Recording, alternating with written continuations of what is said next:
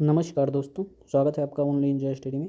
जैसा कि हम 11th क्लास की एनसीईआरटी है एंशिएंट हिस्ट्री, जिसके राइटर हैं रामशरण शर्मा, तो उस बुक से हम जो चैप्टर के क्रम में यानी कि अलग अलग पार्ट से हम महत्वपूर्ण एमसीक्यू को बना रहे हैं, उसी को हम हल कर रहे हैं। तो ऑलरेडी हमने जो हमारा पहला लेक्चर है, जो कि अध्याय 1 का है, जिस चैप्टर का नाम है प्राचीन भारतीय इतिहास का महत्व, उसमें 4 क्वेश्चन थे, उसको ऑलरेडी हम करा चुके हैं। तो आज हम देखेंगे हमारा दूसरा चैप्टर का नाम है प्राचीन भारतीय इतिहास के आधुनिक लेखक। ठीक है, तो इसमें से 8 या 9 एमसीक्यू निकले हैं, जो कि बहुत ही इम्पॉर्टेंट है, बहुत ही ज़्यादा इम्पॉर्टेंट है, खासकर यूपीएससी और स्टेट पीसीएस एग्ज़ाम के लिए। तो आइए हम देख लेते हैं इसमें कौन कौन से एमसीक्यू हैं। तो पहला जो हमारा प्रश्न है, उसमें दिया हुआ है कि अंग्रेज़ों द्वारा भारत इतिहास के अध्ययन में रुचि लेने के कारणों के संदर्भ में निम्नलिखित कथनों पर विचार कीजिए। पहला कथन दिया है, भारतीय लोगों के रीति रिवाज और सामाजिक व्यवस्था का ज्ञान प्राप्त करने के लिए। दूसरा कथन दिया है, भारतीय लोगों का धर्म परिवर्तन करवाने के लिए। तो इसमें से हमको सही ऑप्शन को क्लिक करना है। तो ए में दिया है केवल 1, बी में दिया है केवल 2, सी में दिया है 1 और 2, डी में दिया है ना तो 1 और ना ही 2। तो वीडियो को रोक करके आप पहले क्वेश्चन को अटेम्प्ट कर लें, ताकि क्वेश्चन अगर गलत भी होता है तो आगे आपको नॉलेज हो जाए, और दोबारा जब क्वेश्चन को आप अटेम्प्ट करें तो गलतियाँ ना हो। तो इसका जो सही आंसर होगा वो होगा सी। ठीक है, तो थोड़ा हम एक्सप्लेनेशन देख लेते हैं इसका। इसमें दिया है कि 1857 का जब विद्रोह हुआ, एक्चुअली 1857 का जब विद्रोह होता है तो अंग्रेज़ को ये महसूस हो जाता है कि अगर हमको भारत में शासन करना है ना, तो सबसे पहले क्या करना पड़ेगा। सबसे पहले हमको यहाँ के रीति रिवाजों, यहाँ के समाज के बारे में अध्ययन करना होगा। और ये अध्ययन हम कैसे करेंगे? तो ये अध्ययन हम करेंगे कि हम जो हमारे इतिहास हैं उसको अध्ययन करेंगे। उस अध्ययन के पश्चात जो है हम इनके बारे में जानेंगे। ठीक है, और इसके बाद जो मिशनरी थे, क्रिश्चियन मिशनरी, वो क्रिश्चियन मिशनरी जो धर्म परिवर्तन करा थे, उनके लिए भी ये विशेष आवश्यकता हो गई, क्योंकि वे धर्म परिवर्तन कराने के लिए उनको तो वीक पॉइंट को देखना ही था कि आखिर भारतीयों का वीक पॉइंट क्या है, उनकी दुर्बलता को जानना ही था। तो इसलिए यहाँ पे जो है प्राचीन भारत का अध्ययन उनके द्वारा किया गया। ठीक है, तो इसका सही आंसर हमने देख ही लिया है। आगे क्वेश्चन पे चलते हैं। नेक्स्ट क्वेश्चन है हमारा सेकंड, निम्नलिखित कथनों में कौन सा कथन सही है? सत्य कथन बताना है हमें। पहला ऑप्शन दिया है, पहला हमारा कथन है, जर्मन विद्वान थे जिनका नाम था एफ मैक्स मूलर।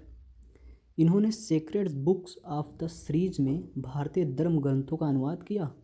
दूसरा कह रहा है, अंग्रेजों द्वारा भारतीय इतिहास के अध्ययन के फलस्वरूप यह बताया गया कि भारतीय समाज अलौकिक और वैज्ञानिक मान्यताओं पर आधारित था।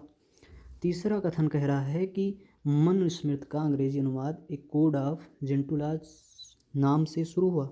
ठीक है, तो पहले हम देख लेते हैं कौन कौन से विकल्प हैं। तो पहले में यानी ए में केवल 1 2, बी में 2, सी में 1 3 और डी में 1 2 3। तो इसका जो सही आंसर होगा, इससे पहले हम आपको एक बात बताना चाहते हैं, एलिमिनेशन मेथड, थोड़ा टेक्निक उसका यूज़ कर सकते हैं हम इस क्वेश्चन में। देख लेते हैं क्या है एलिमिनेशन टेक्निक। जैसे कि हम यहाँ सीधा जाएंगे दूसरे क्वेश्चन की तरफ। इस क्वेश्चन को आप अगर पढ़ेंगे तो इसमें कुछ गलतियाँ आपको दिखेगी। जैसे कि अंग्रेजों द्वारा भारतीय इतिहास के अध्ययन के फलस्वरूप यह बताया कि भारतीय समाज अलौकिक और वैज्ञानिक मान्यताओं पर आधारित था। आप ये बताओ कि क्या अंग्रेज हमारे बारे में इतना अच्छा सोचते थे? अगर इतना अच्छा सोचते तो शोषण क्यों करते भाई इतना हमारा? इतने दिन तक हम उनका उपनिवेश क्यों रहते? तो इसलिए ये थोड़ा हमको गलत तो लगता ही है। इसको अगर हम काट देते हैं तो ऑप्शन पे हम आते हैं ज़रा।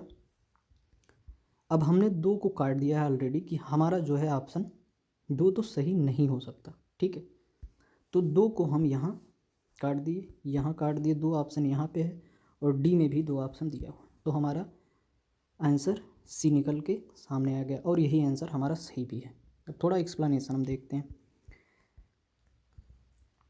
एक्सप्लेनेशन कह रहा है भैया, व्याख्या जो कह रहा है कि भारतीय विद्या के अध्ययन को सबसे अधिक बढ़ावा जर्मनी के विद्वान थे जिनका नाम था एफ मैक्स मूलर, उन्होंने दिया। Sacred books of east series को कुल मिलाकर उन्होंने 50 खंडों में प्रकाशित करवाया। तो इसका पहला कथन इसलिए सत्य हो गया। दूसरा देखते हैं, कह रहा है अंग्रेजों द्वारा भारतीय इतिहास के अध्ययन के फलस्वरूप भारत के लोगों को स्वेच्छाचारी शासन का आदि तथा परलौकिक समस्याओं में डूबे रहने वाले और जाति प्रथा व वर्ण व्यवस्था के सामाजिक कुचक्र में फंसा हुआ बताया। तो आपने दूसरा ऑप्शन देखा ही था, दूसरा ऑप्शन में दिया था कि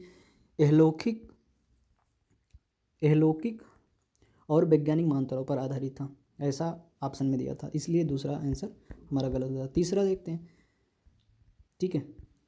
मनुस्मृति को सबसे प्राचीन और प्रामाणिक माना जाता है। सबसे पहले 1776 में इसका अंग्रेजी में अनुवाद मनुस्मृति का किया गया था। किस नाम से किया गया था?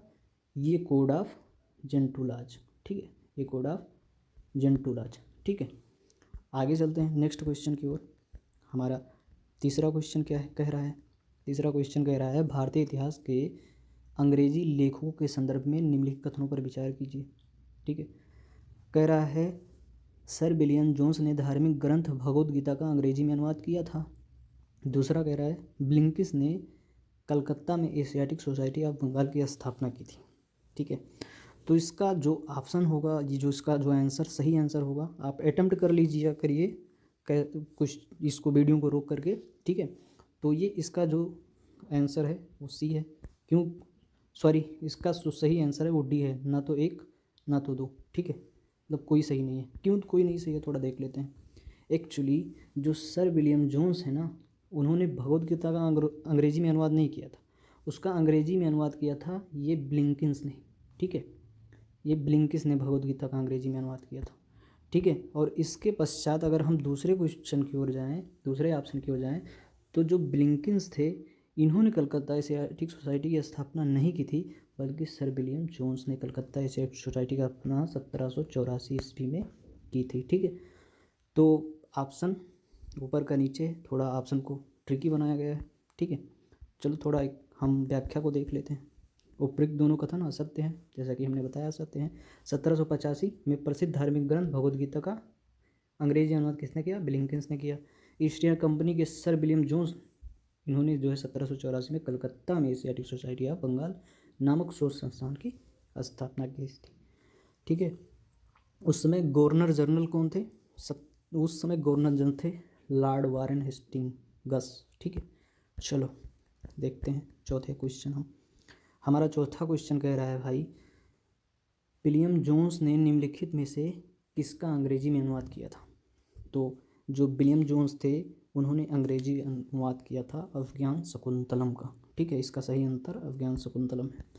तो व्याख्या देख लेते हैं। 1789 में इसको किया गया था। अभिज्ञान शकुंतलम के लेखक को जानते ही होंगे आप, अभिज्ञान शकुंतलम के लेखक कालिदास जी हैं, ठीक है। तो इसका जो अंग्रेजी अनुवाद किया गया था वो किया गया था विलियम जोन्स के द्वारा, ठीक है। आगे पाँचवें क्वेश्चन की ओर चलते हैं। भारत के इतिहास का पहला सुव्यवस्थित इतिहास निम्न में से किस विद्वान ने तैयार किया? तो जो भारत के इतिहास का पहला सुव्यवस्थित इतिहास था उसको तैयार किया गया था विसेंट आर्थर स्मिथ 1920 में एक्चुअली, ठीक है, 1920 में, ठीक है, 1920 में अर्ली हिस्ट्री ऑफ इंडिया नामक पुस्तक की इन्होंने रचना की थी, ठीक है। उसी को जो है भारत के इतिहास का पहला सुव्यवस्थित इतिहास का पुस्तक कहा जाता है। देख लीजिए, सॉरी 1904 है, ना कि 1920 है, 1904 है। 1904 में विसेंट आर्थर स्मिथ ने अर्ली हिस्ट्री ऑफ इंडिया में उन्होंने प्राचीन भारत का इतिहास जो है तैयार किया था। नेक्स्ट चलते हैं। भारतीय विद्वानों द्वारा भारतीय इतिहास के अध्ययन करने के कारणों के संदर्भ में निम्नलिखित कथनों पर विचार कीजिए। कह रहा है क्वेश्चन कि भारतीय विद्वानों द्वारा भारतीय इतिहास के अध्ययन करने के कारणों के संदर्भ में, अध्ययन क्यों किया गया भारतीय विद्वानों द्वारा भारतीय इतिहास का। तो कथन दिया है, अंग्रेज इतिहासकारों द्वारा भारतीय इतिहास की छवि धूमिल करने के विरोध में। दूसरा, भारतीय इतिहास का पुनर्निर्माण करने और समाज को सुधारने के लिए। तीसरा कह रहा है लोगों को स्वराज प्राप्ति हेतु प्रेरित करने के लिए। तो इसका सही आंसर होगा, ठीक है, डी, यानी कि सभी सही है।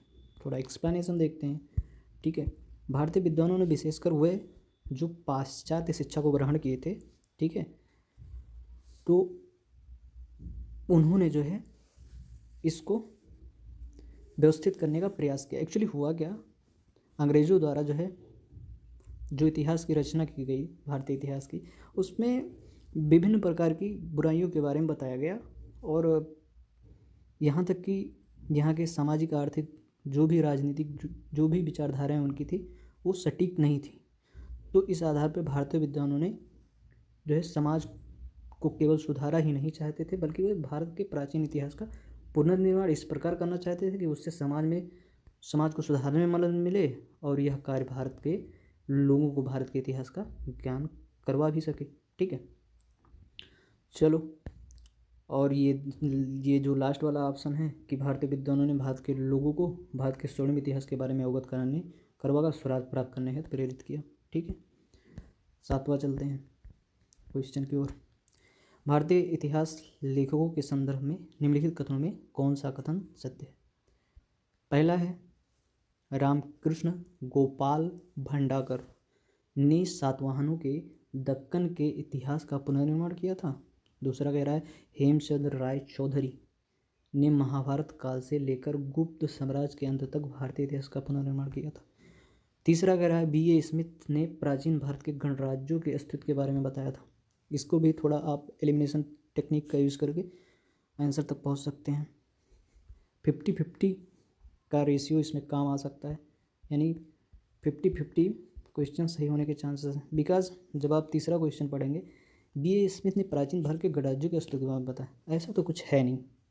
B.A. स्मिथ ने पुस्तक अपनी लिखी अर्ली हिस्ट्री ऑफ इंडिया 1900 क्या था 24 1902, शायद 1902 था, देख लेते हैं, सॉरी 1904 है। 1904 में इन्होंने इसकी रचना की और उसमें उन्होंने क्या बताया, उन्होंने उसमें बताया कि जो प्राचीन भारत के इतिहास के बारे में होता है ना, कि ऐसा कुछ उन्होंने बताया था कि इसमें उन्होंने बताया कि गणराज्यों भारत के गणराज्यों के अस्तित्व के बारे में बताया था, ऐसा कुछ नहीं बताया था उन्होंने। तो तीसरा आंसर को अगर हम गलत कर दें तो हम ऑप्शन देखते हैं, यहाँ 3 है ये कट गया, यहाँ 3 है ये कट गया और यहाँ पे 50-50 का भी चांस आ गया। तो 2 जैसा कि सब में है तो 2 तो सही होगा ही। यानी अब ये क्वेश्चन का हमको जानना है, फैक्चुअल है, हेमचंद्र राय चौधरी ने महाभारत काल से लेकर गुप्त साम्राज्य के अंत तक भारतीय इतिहास का पुनर्निर्माण किया था। हाँ, तो किया था, इसका सही आंसर 1 और 2 हो जाएगा, यानी कि ए।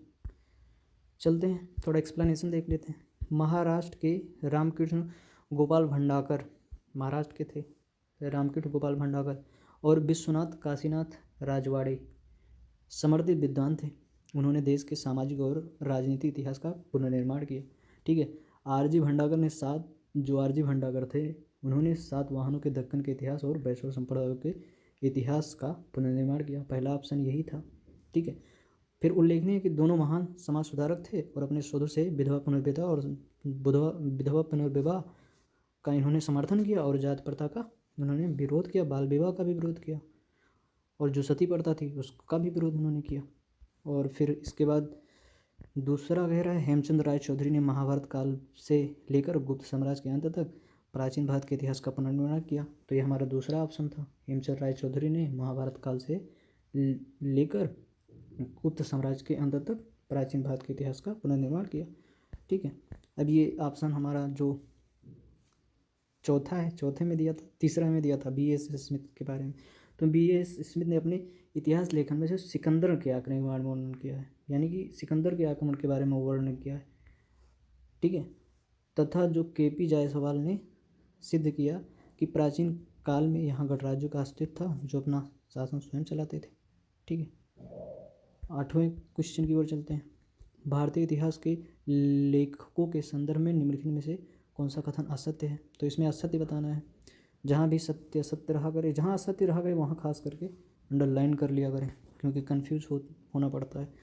तो ये कह रहा है पांडुरंग वामन काने के कीर्ति स्तंभ जो हिस्ट्री ऑफ धर्मशास्त्र है, सामाजिक नियमों और आचारों का विश्वकोश है। दूसरा कह रहा है बी देवदत्त रामकृष्ण भंडाकर ने सम्राट अशोक पर लेखन कार्य किया।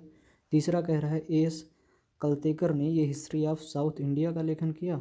और डी क्या है, डी कह रहा है डी कोसंबी ने अपने लेखन में भारतीय समाज के आर्थिक और सांस्कृतिक इतिहास को प्रस्तुत किया। तो इसका जो सही आंसर होगा वो होगा सी। ठीक है, क्योंकि ये हिस्ट्री ऑफ साउथ इंडिया है, इसके लेखक एस कलतेकर ना होकर के जो इसके लेखक थे वो नीलकंठ शास्त्री थे, कि ए नीलकंठ शास्त्री। ठीक है, और इसके साथ ही हमारे आज के क्वेश्चन समाप्त होते हैं। तो आज हमने 8 क्वेश्चन डिस्कस किया और इसमें हमने अध्याय 2 के बारे में जो भी MCQ निकलते थे उसको हमने हल कर लिया। तो आगे हम तीसरे चैप्टर की ओर बढ़ेंगे जिसका नाम है स्रोतों के प्रकार और इतिहास का निर्माण। ठीक है, तो उसको हम देखेंगे। अगर कोई भी क्वेरी है आपकी तो कमेंट बॉक्स में मैसेज करते हैं और ताकि हम उसको सुधार कर सकें। ठीक है, तो आज के लिए इतना ही, धन्यवाद।